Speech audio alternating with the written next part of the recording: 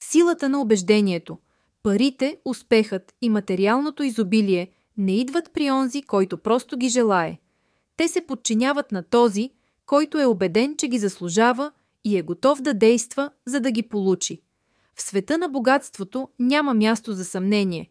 Има само пространство за непоколебима вяра и целенасочено действие.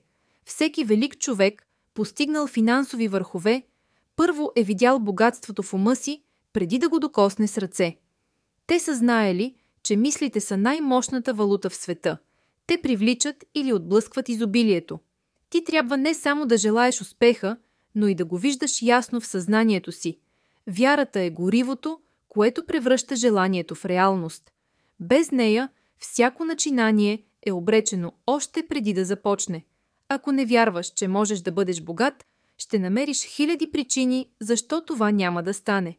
Но ако програмираш ума си за успех, ще започнеш да забелязваш нови възможности, връзки и идеи, които преди не си виждал. Истината е проста. Парите идват при тези, които знаят, че са тяхното естествено право.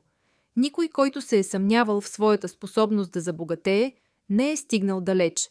Но онези, които са действали с непоколебима увереност, винаги са намирали начин. Запомни, богатството не е въпрос на късмет, а на мисловна настройка.